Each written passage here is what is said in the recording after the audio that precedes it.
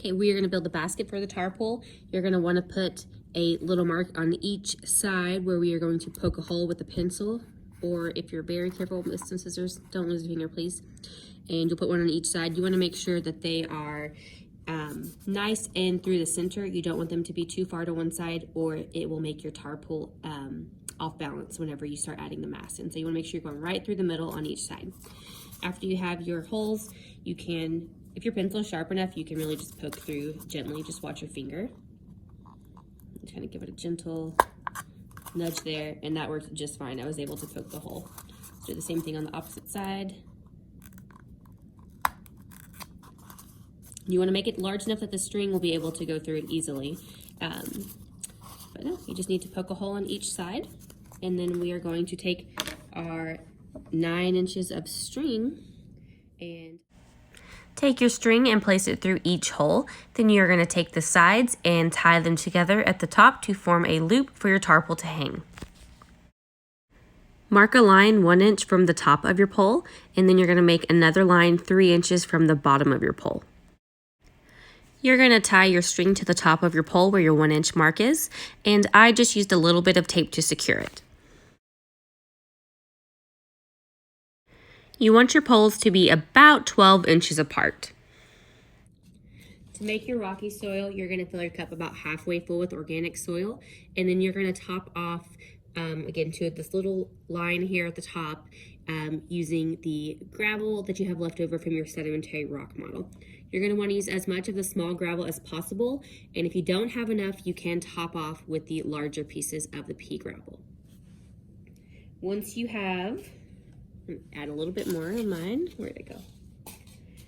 Once you have it filled to about that top section where the lines form right here, and just about right there. It doesn't have to be perfect, but you just want to make sure both of your cups are level.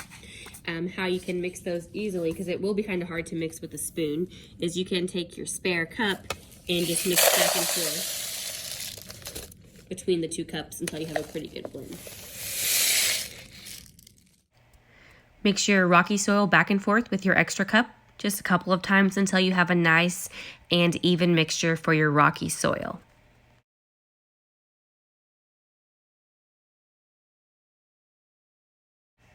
If you're choosing to compact your soil, you're going to take your third plastic cup, and you can put your hand in it kind of like a gauntlet and just squish down on your soil firmly. That will help form a nice even surface, and it'll be nice and compacted.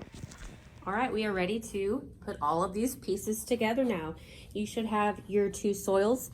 Again, you may have 2 organic soils, you may have 2 rocky soils, or you may have one of each, all depending on whichever building site location you chose for your tar-pul. You're gonna take your little basket, and we're gonna do this part first, or otherwise it's gonna be a little bit tricky. And you're just gonna take one end of your tar-pul poles and just thread it right through like a needle. That way your tar-pul will be hanging from the string. And then we are going to take our pole, and we are going to put it right in the center of the cup here. We don't want it to be too far to one side, so we are going to make sure we are right in the middle there. And you are going to go up to the point where that little black line is that we drew on our chopstick.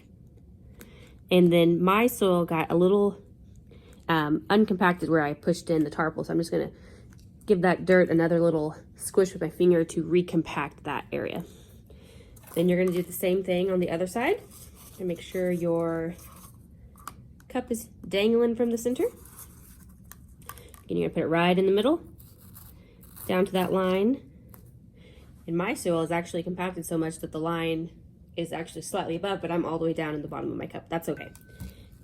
Squish it back with your fingers to recompact the area that was disturbed when we shoved in the pole. Nice little finger compaction to the top surface again. That's fine. Make everything nice and snug again. Okay, now obviously this is already hanging down in the water. So you're going to want to pull to get your tar-pul up in the air. It'll be about 12-ish inches or so. It doesn't have to be exact. And you're going to want your basket to be right in the middle.